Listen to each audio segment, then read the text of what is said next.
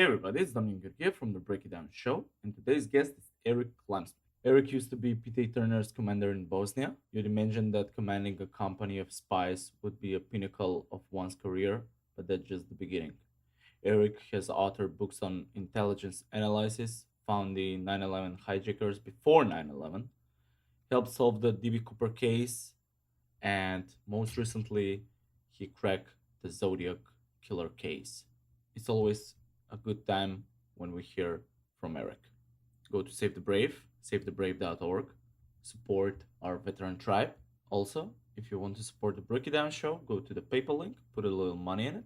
You can visit our website, it's breakitdownshow.com. You can buy our merch, you can find us on YouTube, you can watch our videos there, or you can listen to us on any podcast platform. All right, enough of me. Enjoy this one. It's Erik Kleinsmith. Lions Rock Productions.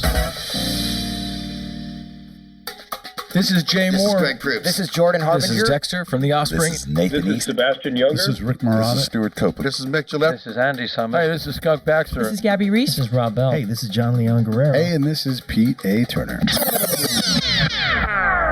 Hi, this is Erik Kleinsmith, and you're watching The Break It Down Show.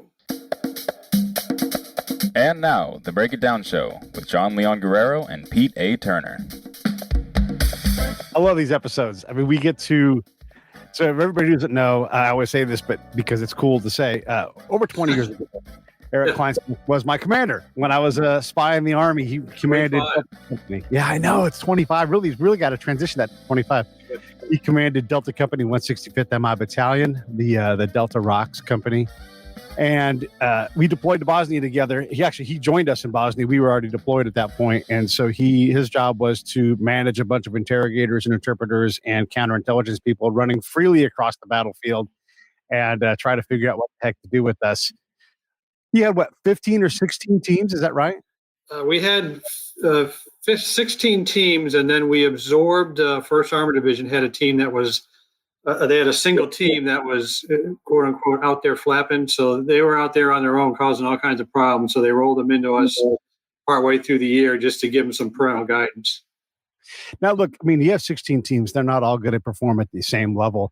How many teams would you say were useful in the field of the 17 or 16 teams that had? Honestly, the deciding factor was not the team itself, but where they were and who they were supporting. So, we had a team out at the Norwegian Polish Polish brigade. But then we sent one team, Chief McDermott, and I think I can't remember who the NCOs were. Went with them, but we sent him down to the Polish brigade headquarters, and they had those guys were doing great. They had lots of leeway, But then you had a team, up at, I think you were up at Camp Angela or one of the northern ones, and whatever brigade headquarters that were there, they wanted you guys just to run copy and do guard post detail, and they didn't want you going off post, that kind of thing. So that's it really depended on who allowed what local commander allowed their team to operate more freely in their area. Yeah, we were fortunate that we did a good job initially, made a great first impression with our commander. And he pretty much let us do whatever we wanted, and we just, as long as we gave them intel, that was what they wanted. Why are American units so bad at letting counterintelligence human collectors go out and do their damn job? Why are they so restrictive? Why do they not want to allow incentive use and all these other things that we're supposed to be able to do? Why do they want to hem us up? They know better. They have a two. They know better. Right. Well, the part of the problem is, we lost our ability to understand risks and to measure risks across the board. And so, and I hate to say it, but the Balkans was one of the worst examples of the bunker mentality and the criteria for the commander, for peacekeeping operations. Once you've maintained peace, the only measure of success for the commander is, did you bring everybody out that you brought in? Did you take, and to do that, you had to take zero risk. And so getting off the base camp was a monumental effort. You went through the process. I mean, how many times we had to get approvals just to do a simple mission. I mean, we even had an identified threat that was commuting in and out of Tuzla using the rail system. And so we wanted to get a team on the train. We could not get anybody within our leadership to let two of our guys get in plain clothes, get on the train, just ride it from one city to the next, because if something had happened on the train, there was no way. They were talking about planning of, well, we should have a helicopter hover over it the entire way. So in case something happens, it's, a team can jump out and extract these guys. It's like they're just going through the morning commute with the rest of the Bosniaks, for an hour ride. It's you can't let these guys go for that. That was the amount of aversion to risk that we had. So that's honestly what I feel followed us into Iraq and Afghanistan as well. Once the combat operations had stopped, the bunker mentality set back in, and nobody wanted to leave the base camp. Well, then the whole country starts going to hell, and then that bunker mentality gets even more, it gets even more reinforced that. There's no way we're going out and doing these routes because there's IEDs along the roads or whatever. We're not letting anybody out for anything. And that's until we could break that mentality. I hate to say it wasn't until 2006. I think it was with Petraeus or whoever was the new architect of this is how we're going to do the surge in Iraq. They had to break that mentality first. And that's still, when your career is based upon, how many losses of soldiers you took, not did you succeed in the mission? That's the problem. When you're afraid to go out, and this is the counterintelligence guy me talking. When you're afraid to go out and operate, you become the operation. I always would encourage like young collectors who is running who, and if you're not going out, you're being run by whoever shows up to do whatever. Right. And also, where's the counter surveillance of the surveillance that's clearly happening because we never went out? So the surveillance comes right up to the gate, tries to penetrate the camp all the time. Who's countering that was a problem. Is we had somebody had caught, it was one of the northern base camps, it might have been yours, that had caught a Japanese tourist taking photos of the U.S. of the front gate. And so they went out there, detained him, they brought it in. We had one Japanese linguist in our entire country who could interrogate this guy. You know who it was? It was Chaz Owen, the first sergeant. But we could not get a convoy put together to get him up there to question this guy. And so what the local unit did, they used some armor or infantry lieutenant who was Japanese descent. And he started his own untrained interrogation of these guys. And by the time somebody with authority got in there, they had stripped this guy naked. He was hogtied. I mean, it was just everything, every bad interrogation you've seen from the movies they had done to this poor tourist who just happened to be taking some photos. And it was just, that risk, the aversion to risk just to send a guy in a convoy up there to talk to this guy, that became a huge fiasco. So I was complaining about our level of training. I saw John Murray a couple of weeks ago. He's another counterintelligence agent, someone I respect. And I just said, like, I was in E4 before, when we deployed. So I don't know, but it seemed like they didn't train us to do our job. Like I literally had no idea. Yes, I knew my job was to talk to people, that kind of thing, but no training. And then I think about an armor unit or some cav unit. They have no idea. Like they have less than no idea. They have the wrong idea. At least I knew like I could get in trouble for doing this stuff wrong. Yeah. What basic skills would you want? Like if you were going to be a colonel of a battalion with, CI asset or a human asset, what basic skills would you want to give your guys before they deploy? What would be important to you? For any kind of soft, I guess we call it chaos, the civil humanitarian assistance, was the operational support teams. Anybody that wasn't a bullet thrower or somebody who was doing combat arms, they were responsible in operating in very independent teams by themselves to do that kind of work. I mean, there's certain, obviously, you take great precautions and protections when you send folks out there like that, but you have to give these guys a broad set of intent. They have to be wired into the intent of the mission and then let them open up to operate within that intent. It's just simple doctrine, but when it gets to practice, like why did we not do this? So and I went and I actually saw some of the training that took place before the initial units went into Bosnia on the peacekeeping mission, and it was some of it was trying to like a crash course on, how do we deal with checkpoints? How do we deal with non-combat operations? But a lot of it was, they called it validation.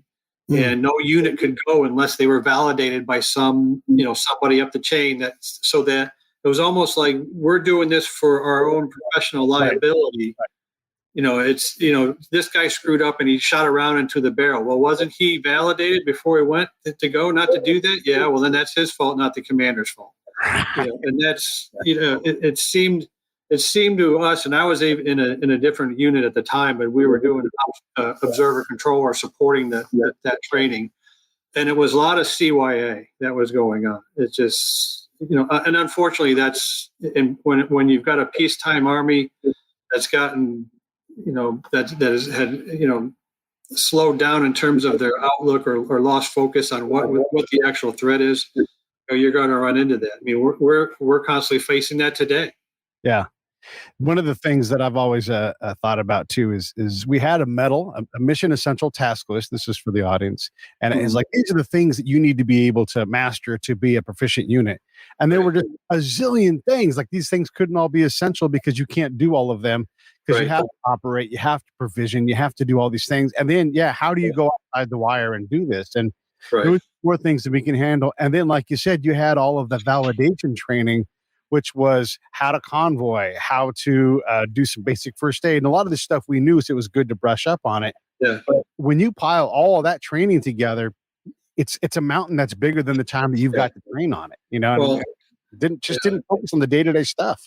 And that's how, how do you set your priorities? And I remember just saying to one commander of mine who he was continually stacking up more things and more things and more things. And you could rightfully call him a workaholic, but I finally said in a meeting, because he was looking at it's like, what you're looking at, you're looking at me like you don't agree. And I just finally said, instead of doing 12 things half-assed, why don't we just prioritize the 6 things that you absolutely have to do right and do those? And man, was he mad.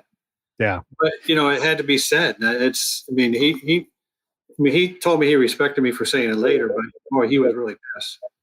The other thing I would want to encourage a commander to do is get a big ass so he can get chewed, and let his team chiefs know that, like, hey, if you're not being employed, I will take the ass chewing, get it figured out. I don't know what that exactly means, but it means if you're on guard duty, if you're burning poop, if you're doing all these other things that aren't your job, I've got top cover for you. Right. There is a great leadership example from the Band of Brothers series during the last missions into Hagenau, Germany, where they had to go in at night. The regimental commander wanted a German POW to interrogate, but then really to parade around that his guys did that mission, and it was successful. They did lose somebody, but then the commander wanted them to do it again the following night, and the battalion executive, or the battalion commander then was Dick Winters, basically said, we're just going to send in a report that says you guys didn't get anything, and get some sleep. We're pulling you off the line tomorrow. When I watched that, I so many things rang in my head of how I had to do similar situations where, and that's you have to take risks in leadership, where I had to prioritize things because I knew we could only do 6 of those 12 things. And so, and I had another commander who would work himself to the bone. Our headquarters commander, he'd work until 8:00 at night. He'd be exhausted. He was short. He was, short-tempered. It was incredibly frustrated all along. It was, you leave at 6 p.m. every day after a 12-hour day. He goes, how do you get all your stuff done? I looked at him. It's like, I don't. He goes, what do you mean? He goes, I know what's important. I know what's not important, and I'm willing to take the bumps on the things that I didn't get done because they're quite frankly not important. That's what it is. Yeah, I learned to take naps in combat, and whenever anybody said anything, or I got the hint that someone was saying something, I would address it, because it's just one of those things. Like, this is how I'm a swing shift kind of guy, or a split shift kind of guy. Yeah, and I promise there will still be a war going on when I wake up in 90 minutes. I promise. Right. I promise when I go to meet and everything else. Yeah, and I keep telling the story to my friends about Chief Tumbies' bike, because one of the warrant officers that went down there brought his bicycle with him, shoved it in the container so he could, I don't know, bike around the countryside or whatever in a post-war torn, mine-ridden, landscape. But somehow when we were packing up to leave, his bike was still there. And so we threw the bike in, back in the Connex container. We threw some netting over it to secure the whole thing. But when we had to had to get these things opened up for inspection, the entire company was formed up in front. And our commander saw that, and he was just livid at how bad, bad it looked with these random pieces of equipment, to include Chief Tumbies' bike in there. And he was just screaming at me face to face, top of his lungs, in front of 150 soldiers. And I of course you don't do anything. You don't say anything. You just say, yes, sir. And you march out. But I had two guys come up to me afterwards. It was Bart Dashko, and I think it was Sergeant Bearclaw. And they both came up and they said, teach me the ways, oh master. And I said, what are you talking about? I said, we were going to deck this guy. I said, we'd have been thrown out of the military. How is it that you didn't touch this guy? And why didn't you lose your temper? And it's like, losing your temper is not the point. That's, you can take any verbal abuse, but it's none of that, it's none of that is worth it. You don't violate your principles just because you're getting frustrated or angry. So and that's where they just said, please teach us how to keep our temper. So. Yeah, well, and Bart talking to anybody was a fight, whether they knew it or not, because he was just such a combative conversationalist. I told my girlfriend, go ahead. I had to pull him off of a base camp because he got P&G. He pissed everybody off on the camp. So I was like, well, got to move the team is what for, because they hate you now. So yeah. I wanted to say this too about top cover. When I was in Iraq working in support of a whole bunch of CI teams and assets, we had made friends with the J2X, who was the senior commander over all of the human assets for the this is like the entire theater, right? And he had said, hey, if you guys ever need anything, let me know. And he was serious. He was an Australian officer under orders to not die. And, so we kind of he had the right kind of attitude. And we were getting pushed around. We lived on a cluster of camps, and there was a hunk of red zone right between. It was a road that was not secured. And there had been bombs on it and everything else. And then, so he's like, you guys have to go through the contractor gate. We're like, yeah, but we're not that kind of contractor. We're like, we work with the counterintelligence teams. We interview, and this guy knew all this stuff, but he had a hard on for contractors. And so they're like, so we have to go through the military gate with military vehicles. Great. So there was a 165th Humvee on the base camp we were on. It belonged to the MI asset. Like, had a bunch of MICEPs and stuff. We're like, hey, we're going to borrow this for a couple of days. And they're like, yeah, we don't care. We're not going anywhere with it. Yeah. And so we would take it across the camp, and it made this major mad at us for getting on the camp through the military gate. And he's like, you guys cannot go through the military gate, even with the military vehicle now. And so I stopped and I said, listen, you have to understand what we do and what's going to happen. If you force us to go through this gate, we're not going to come over here and support you until it's safe to do so. And then we're going to go higher, and understand our friends are all the way at the very top level, the J level.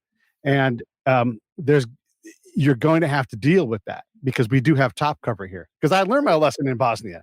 Right. And he's like, yeah, well, do your best. And I'm like, I'm telling you right now, the next thing that's going to happen is I'm calling the J2X, and I'm going to ask him what we should do about this. And I promise you, he's going to do something about it. And the guy's like, yeah, whatever. And he blew it off. And so, you know what, the next thing I did, I went down and I gave that Australian officer an opportunity to get out of the Hoffa Palace for a day and a half. He's like, I've been dying to get out of here. You just gave me the best season ever. And it was bad for that major on that camp. And then he's like, why did you guys do that to me? Like, we begged you, but we needed that top cover. Otherwise, we would have been mission incapable, because we wouldn't have gone across the street. We can't be in line with the Iraqi guys driving the water truck, the food truck. We can't be in line with those people. It's just it's not safe to do it. So anyhow, that's that top cover. Otherwise, we would have been non-op and couldn't go across the camp to support all the other teams over there, that's not a satisfactory answer when people outside the gate dying. Right. Exactly. That's, again, you got to weigh those risks. That's the parts of it's different to be a manager than a leader. And that's the biggest piece. And I had a great boss who was a kind of a formal mentor, who said, if you're going to do something in the world of intelligence, you got to know your trade craft better than anybody. Yeah. You have to be a good manager. And for the life of me, goes, I don't understand why intelligence as a career profession brings in folks who who disregard leadership as an important piece.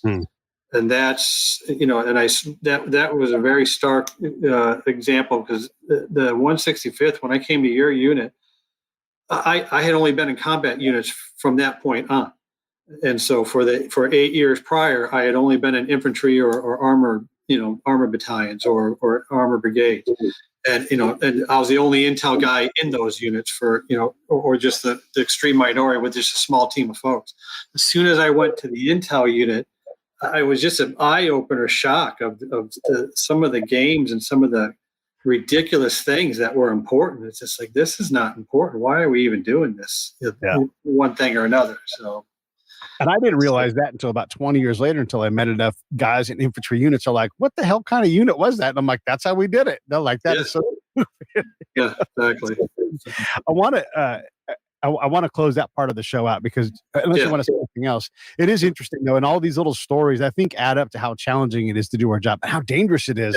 But then when we get it right, when we're able to, like one of the things I learned, it's a question for you. One of the things I learned from Bosnia was that my job to gather intel is not to gather all of the intel that's on the list of questions, because the questions are written in a vacuum somewhere else. Right. A lot of what we had to report back was, hey, there's nothing significant to report here, which isn't what you want to report. You want to report other things. Like, here's how the mission is going across the entire array of things it could be. If there's not danger, where are areas where the commander can flex in resources and everything? And so I learned that if I built a network that was powerful and I met and knew a lot of people, the information that was threat-based would flow into me. Everybody's looking for threat all the time. Ping, ping, ping, ping, ping, pinging for threat. But then if you don't report back any other aspects of the mission, you can be absolutely failing to win as a commander, but you never hear about it, because everybody, civil affairs, ag teams, whoever it is, they're always reporting how they're winning the war. And, I'm writing an op-ed against what Secretary Gates said the other day about how we should stay in Afghanistan and spend some more aid money. Like, no, we don't get to do that anymore. Your plan did not work. You failed. I watched the ag teams. He talks about girls being in school. I went to those schools 2 days later when they weren't schools anymore, and I talked to the Army units. You didn't know how many schools were in the area. These are the kind of things I focused on. And I would say 95% of what I focused on was that. Did I get threat-based intel? Of course.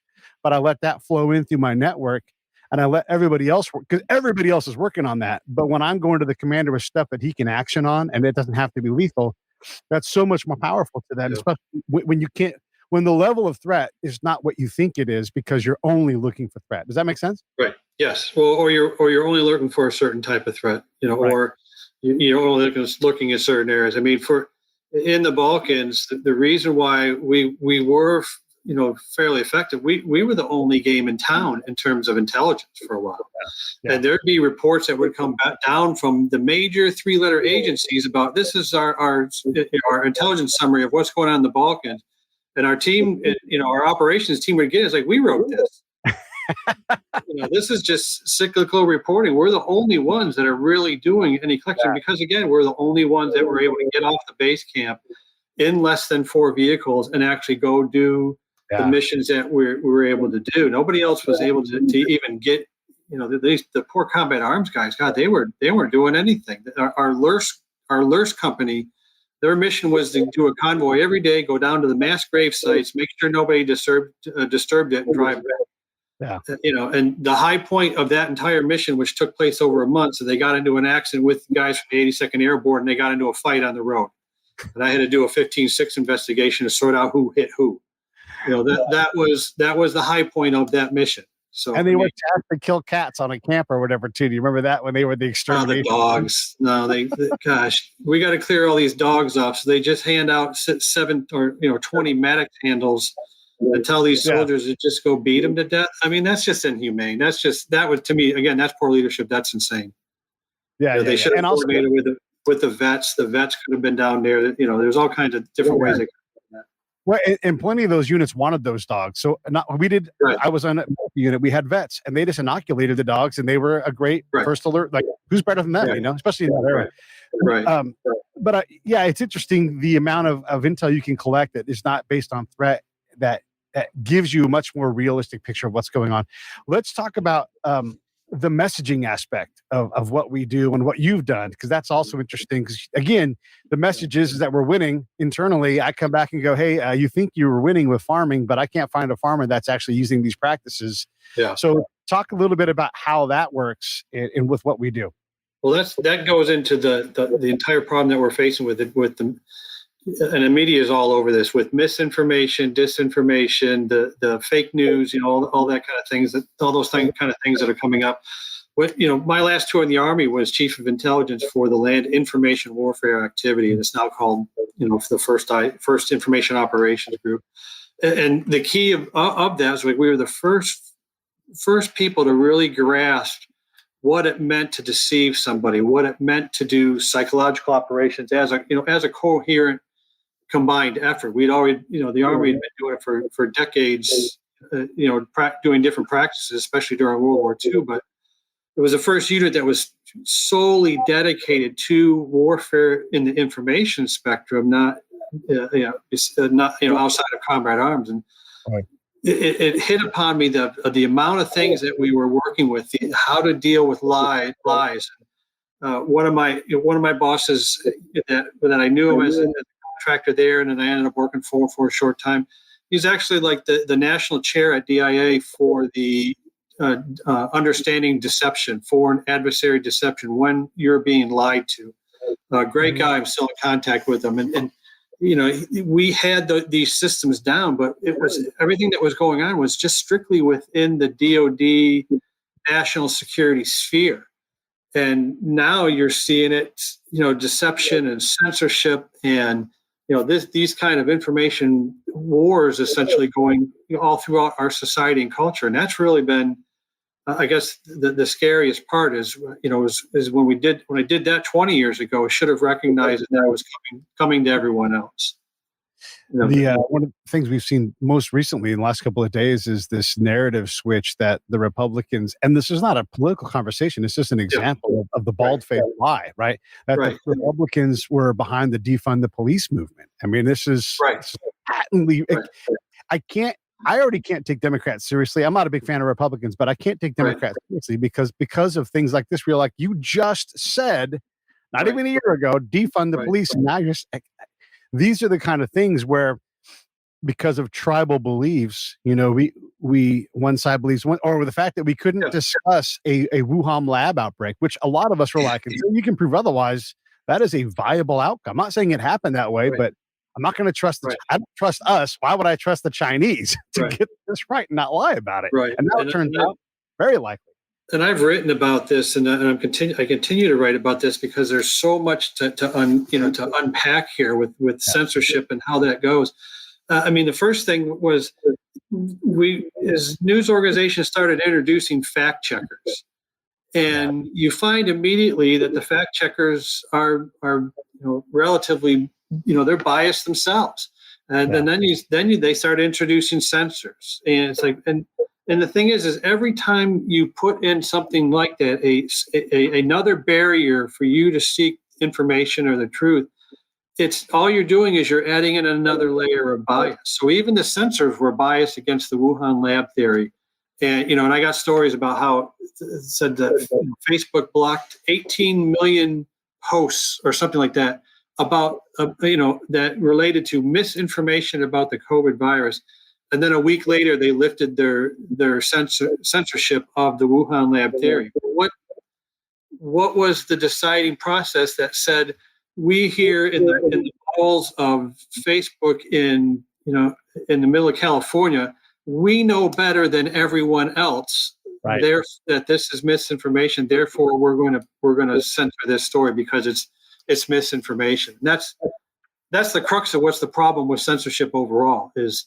You on a daily basis, you're dealing with misinformation, whether it's just inaccurate stuff, inaccurate data, or malinformation, which is which you could call it spin, which is this. Well, they're actually telling the truth, but they're saying it in a way that makes the context of it untruthful. What censorship does, it's like the carpet bombing, solution to getting rid of misinformation. Right. And it destroys everything. Like instead of using rational arguments, logical reasoning, we don't trust that the consumers of our information are smart enough to do that, because we're so smart. We're the ones who are going to decide for them. Therefore, we're going to censor this. And that's even at the best end of censorship. The worst end of censorship is we know this is a lie. We want this lie to propagate, and we don't want any scrutiny of this lie. So we're going to censor to make sure that this, that our BS gets out there, and the other person doesn't even have room to argue against it. That's about the worst thing. Again, that's the more nefarious way of approaching that. I mean, and I always throw this question out when I do any kind of talk or discussion. If your goal is to get rid of all the misinformation in the world, how would you know when you achieve it? Yeah. Right. Yeah. Yeah. I mean, how would you know when you've done it? Well, we've done it. Everything can be trusted now. Yeah. Okay. Yeah. No. It's impossible.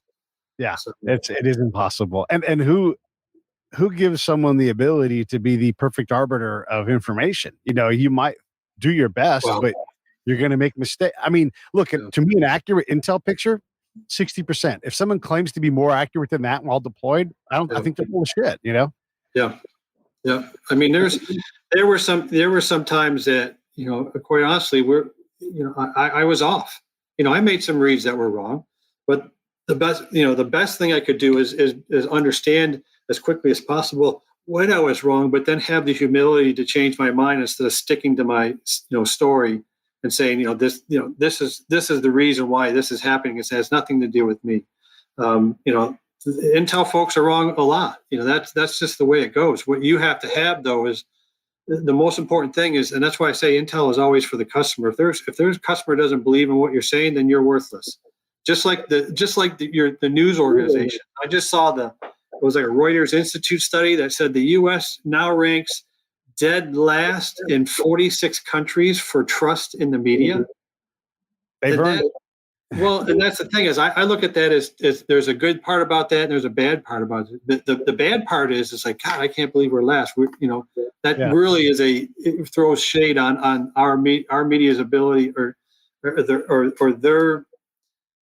their decades old transformation from being some people who want to inform to people who want to persuade, or stories that are no longer stories to give you information but to give you a narrative.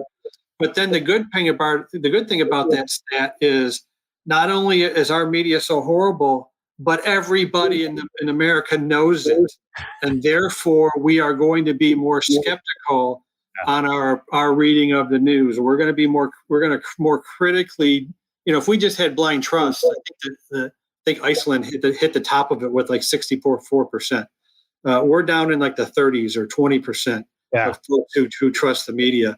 I think great. It should be zero. You should never trust the media, and you should always look at every single story with a grain of salt, with looking at a counter argument, because if they're going to give you narrative, then you're going to see the other side. Yeah. Yeah. And this is an important point to point out. Like, if Iceland's at 60% and they're at the top of the list, they still, like, a lot of people don't trust their media. Right. I mean, not to agree. And the other thing is like someone like David Muir, who's widely respected. This is not a knock on him, but when they're reporting on the storm last winter in Dallas, he talked about the refrigerator trucks coming for all the bodies they're going to have to store, and it was clearly done to create fear and capture a person, because ultimately they're selling ads for Cadillac and they're catering to an audience so they can sell. I mean, they're there to make money. I'm not saying that news should be state funded, but if you are driven to serve an audience and that audience wants cold storage for, that's just an emergency manager doing their job, flexing resources because we've got a disaster. Doesn't mean that it's going to get filled, but it is David Muir, and he's selling this fear, and it's just hard to swallow that. Or the other thing, Andy Ngo was banned from, and who cares about SoundCloud, but Andy Ngo was banned from SoundCloud because he's written a book about his reporting on Antifa and the odious actions that those people take towards him and towards society in general. And he gets banned for being, this is a reporter. Yeah. Like, gets silenced. How in the world, do we take that seriously? Yeah. And that's, and I know that, there is the argument that these are all private companies. They can censor whoever they want, yada, yada, this and that. and right, that legally correct.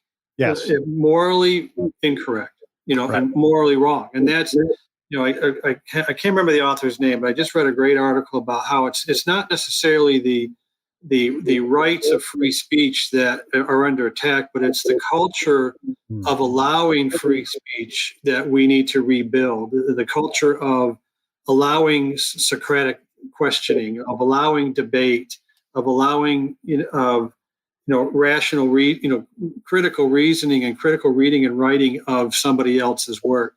And once we start saying that that's not necessary, that we need to give all that up, well, then we're done as a nation, and or we're done as a society. And that's, I can go back and give you several historical examples of societies that thought that they knew everything that there was needed to know, and they didn't need any outside influence, and therefore, this took place in the Middle East all through the Middle Ages. And the theory was that if it was not something from Islam, or if it wasn't from, coming from the Islamic people, then science and math, and they were at the top of the world at the, during the Crusades in terms of all these things that Western Europeans discovered, from nutrition to astronomy to mathematics, all these things that Western society gained from the Crusades and combining these different cultures.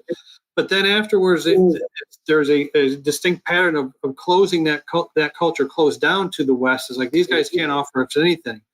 And then in 1802 or 1801, Napoleon shows up with several ships of the line and cannons, and simply invades Egypt and takes the country over and the West had been dominant over the Middle East ever since. And it's just because the amount of rational thought and questioning that we went through with the Enlightenment advanced Western society in leaps and bounds. And now we're talking about, let's shut that down because we don't want to hear from one side or another because they're just pig-headed. And the virus is a great example, across the board. Yeah. Why is the virus a great example? Just because of the amount of misinformation that came out, and not that kind of misinformation came out, but that how much we were constrained at challenging that misinformation. And that came from both, leadership in the Trump administration as well as leadership in the Biden administration, from a national standpoint. But then finding out now that I think our National Institute of Health were requested by the Chinese to get rid of any kind of information that suggested it came from their lab, and they did it for them. I mean, that's kind of the antithesis of academic thought on why are we supposed, why are we here to learn more and progress as a society. I mean, it gets really esoteric when you get into that area, but there's all kinds of different problems that we have to deal with, and we've never solved them. Yeah. I mean, there's a lot of conversations within that to have, because there's so much misinformation. I was watching before we started today. I watched a couple minutes of the briefing President Trump was getting from Texas et al. And talking about the border thing, and you could see the clear spin in there politically. Talking about extremely negatively about the Biden administration. Which in part is fair because it's their administration and everything else. But some of that stuff this is a systematic problem. You're blaming these guys. This is a long-term problem, Right. Exactly. And that's, again, that's, the entire border argument is going to go back and forth and back and forth. I mean, I have some extremely strong views on, what should be done, but quite frankly, I'm glad I'm in a position where that is not my job for this particular piece. That's in my work. I try to, I work for American Military University. I try to remain as apolitical as possible, but I still have to take a very strong standpoint on the way information is shared and used, and the best place to combat misinformation is in the marketplace of other ideas. I've even seen an academic paper that talked about here's a solution to get rid of misinformation is we are going to use a technique called prebunking. So instead of debunking a story after it came out and arguing against it, what we want to do, and again, this is the whole problem of looking at misinformation as a virus. And there's lots of articles out there that it's a virus that infects people, and it's misinformation spreads from person to person. Fake news goes from one area to another because of your confirmation bias. You're going to spread Facebook stories that you believe in, but they're wrong, but who cares because it's what you like. So it's seen as an infection. And so prebunking is thrown out as an academic solution to inoculating somebody against misinformation, so that if you gave them a piece of truth and you built up that truth, and then when false information came in, they were more immune to that false information. That it sounds great in an academic sense, but the problem is, what if you're prebunking them with BS? Yeah. Right. Again, it's another human in the equation that says, we're not going to give you the truth. We're going to give you our narrative first, right, and then expose you to. Well, guess what? That's called spin at that point. And the example that they use, and I'm going to, this is another third rail that nobody wants to touch is the one on climate change. And the study that the academics used was they pre-bunked their test subjects, their test audience, by showing them the report that 97% of scientists agreed that climate change was man-made.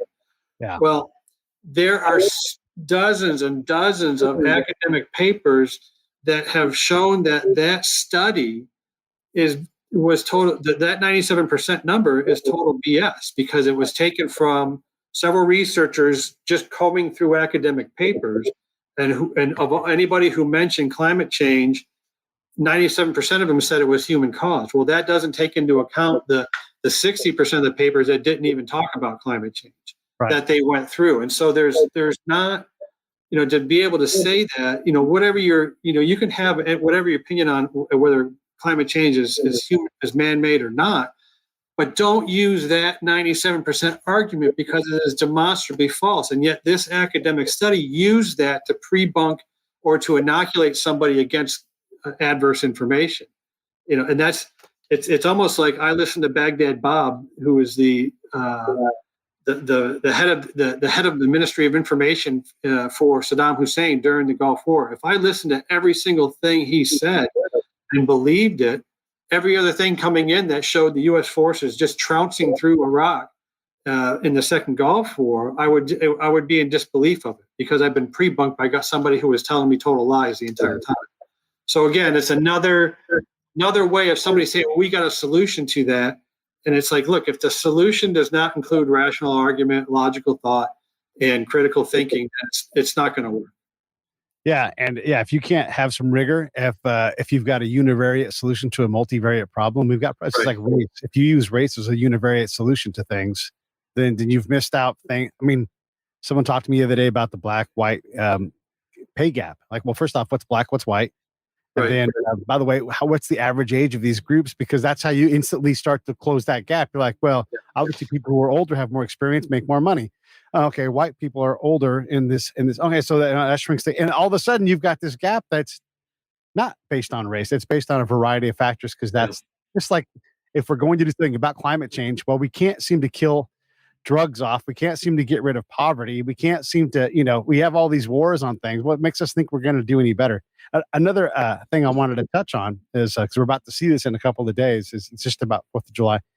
We're going to see a bunch of postings of Frederick Douglass's speech from the 4th of July. And it's a classic example of this. Yeah. That is a 39-page speech. It takes about an hour to deliver. Right. You're going to see a 2-minute piece of that. And if you know anything about Frederick Douglass and how eloquent he is, he knows exactly what he's saying. He's making a larger point. And yes, there is a searing, hot, well-written, beautifully powerful piece where he talks about, the United States and the problem with race and slavery. However, there's a whole other section where he talks about the beauty of the United States. Right. And so that's a classic example of, we're about to all get inundated with bullshit. It's abridged. Right. James Earl Jones can perform it all he wants, perform the whole goddamn thing, Right. Well, that's, if you think about 1860s, 1876, these community fairs, they featured hour-long oratories. Right. And in fact, Lincoln's Gettysburg Address was 90 seconds, but it followed 3 hours of the previous speakers. Just, that was the entertainment. That's the podcast of the 19th century.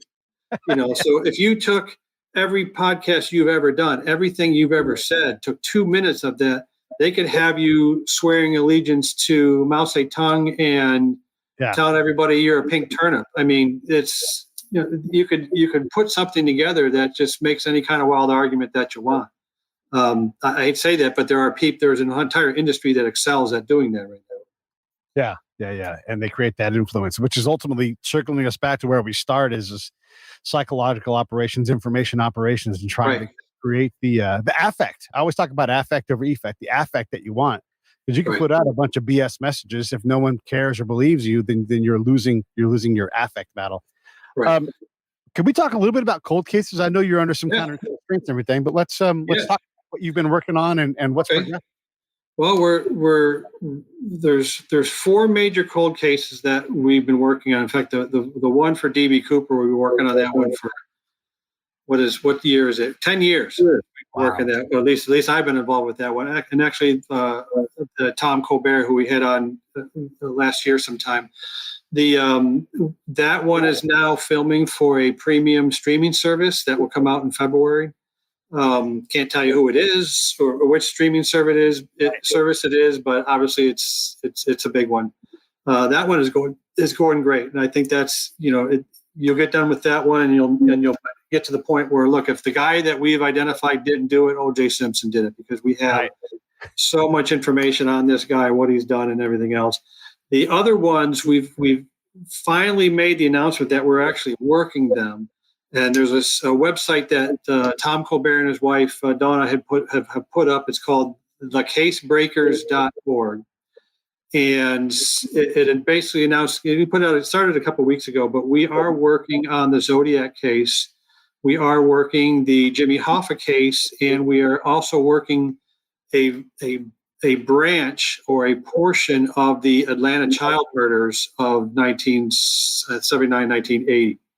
And in each of these cases, including the Cooper case, we think we've gotten to the solution of them because we've tried a totally different approach to each of them, and that's reverse engineering one of the hypotheses from using a tip-off or a spark in the investigation. I think a lot of the folks who do cold case investigations, one of the reasons why they get frustrated and never solve these is because they approach the investigation of that case in the same manner. They look at, all right, here's all the things that happened up until the crime was committed. And now after the crime was committed, it branches off into all these different theories of who did it. Now let's just investigate each of them. But they're doing it almost in a sequential order so that they run into the same dead ends that folks ran into decades earlier. What we've had in each of these cases, we've had somebody approach us and say, I think I know who this person is.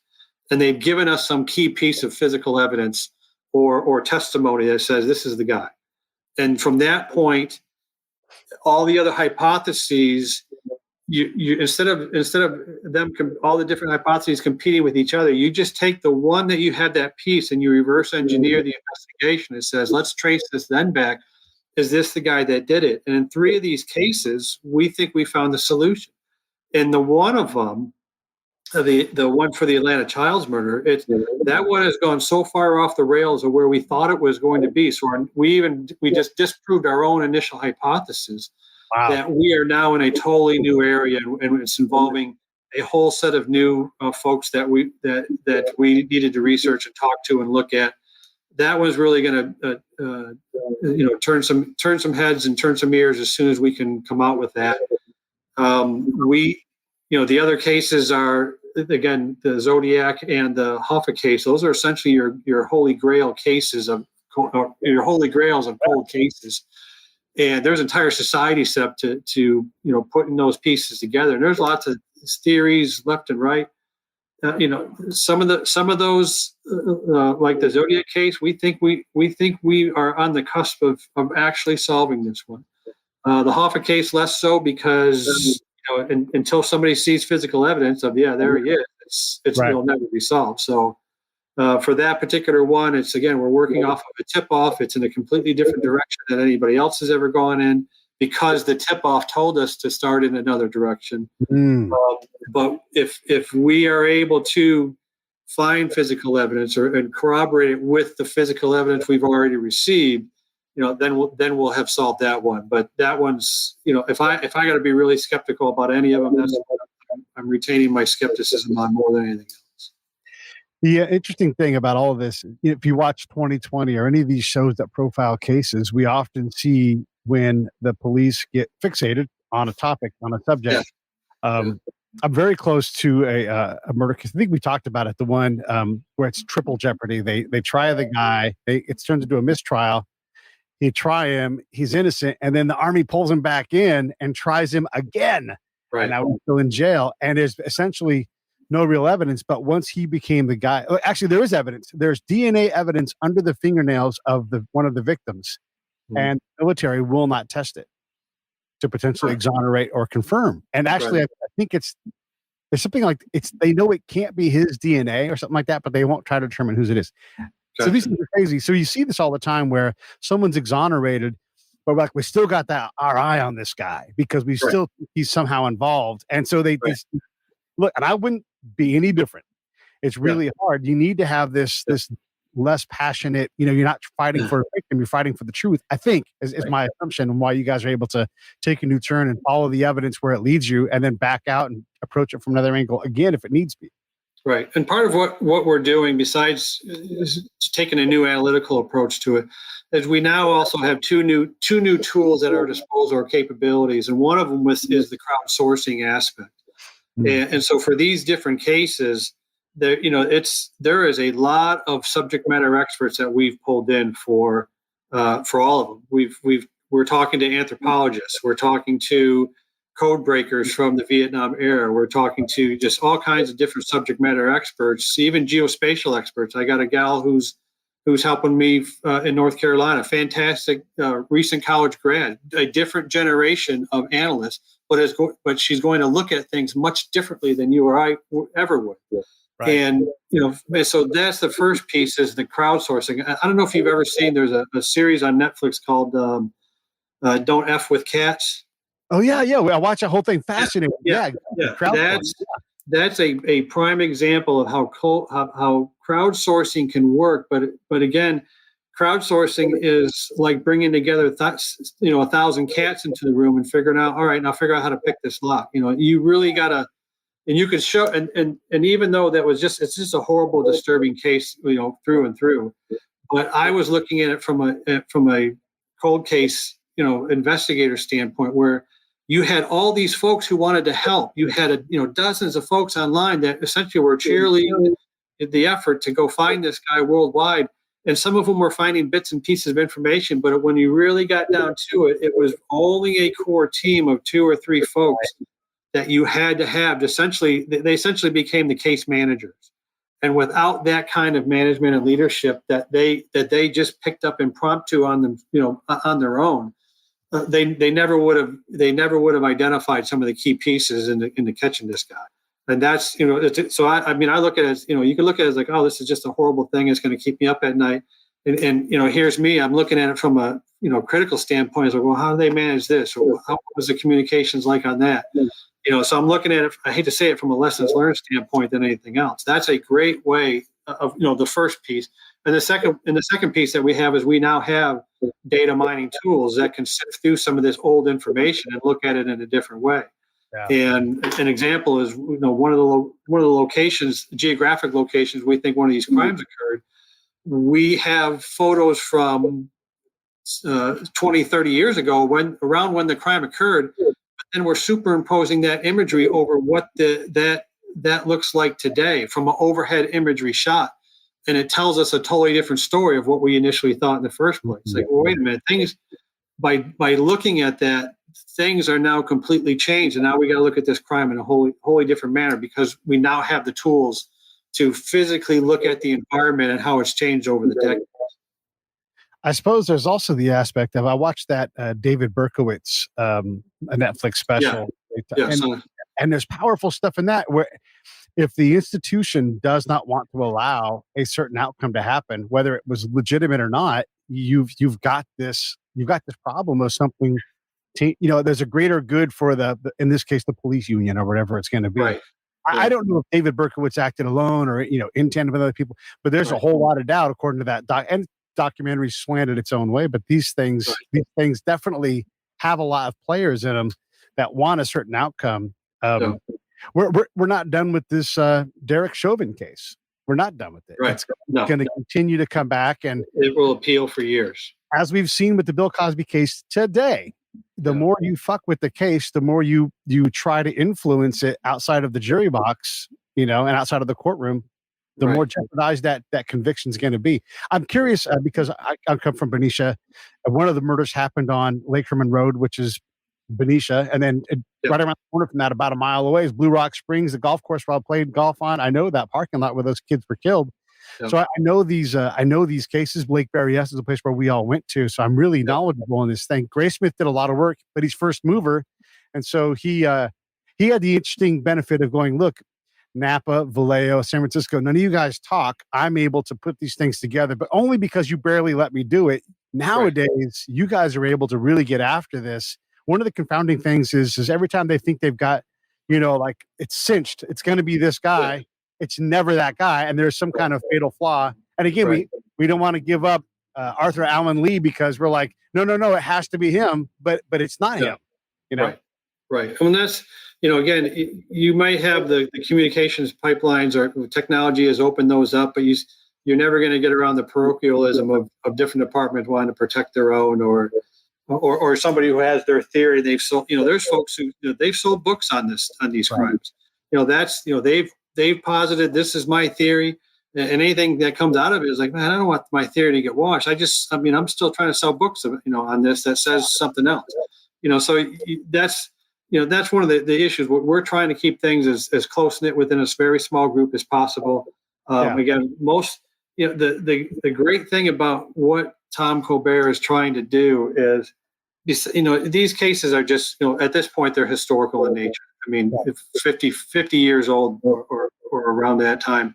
Right. But, we have hundreds and thousands of cases that are unsolved every year. Yet we have an entire, industry of folks in the private sector who just like to do investigative work, to retired police investigators, FBI agents, investigative reporters. It's like they may be retired, but they're still interested in doing this work. There is no apparatus that can bring these folks together and herd all these cats to be able to solve. There could be a cold case group in every single state. That's one of the things that we're trying to do on the side with my university is to create a fraternity for cold case work, because the average age of our student is 32, and a lot of these guys are investigators. Besides being our students, and so what a great way to do some work with them. One of our I think I brought on Jennifer Buchholz when she came out. She's on her next case as a private investigator, working this, and she's besides being on our cold case team, especially on the Zodiac case, we just talked yesterday and just going through the pros and cons of crowdsourcing and how difficult that can be if there's no controls in place. Yeah. Well, and that Zodiac Killer site is a treasure trove of information, and you can go through and dig through that stuff. But you're going to get they all have their guy. They all have their guy, Well, and we're finding in these cases that every one of them that we've got has not been somebody on the radar. And you can't just solve a case by doing research on the internet and say, I think I got it. Each one of these cases has required old-fashioned gumshoe. We've even brought some flowers to a woman and that's related to the Hoffa case, because her husband was involved so many years ago, and so we're trying to get his old letters on what he might know. And so there's, that takes, you just can't go on a Google search and say, I can find this information out. Yeah. You got to go talk to that person. You got to get their permission. You got to dissuade them from any problems that might be caused or their fear of repercussion or anything like that. In every case that we're dealing with, there's not a single person that's still alive that's directly involved with it. Except for the Atlanta child murders, I take it back because Williams is still in jail. Still in jail, yeah. Either of the Kennedy killings, are either of those solvable? They both have so much doubt to this day.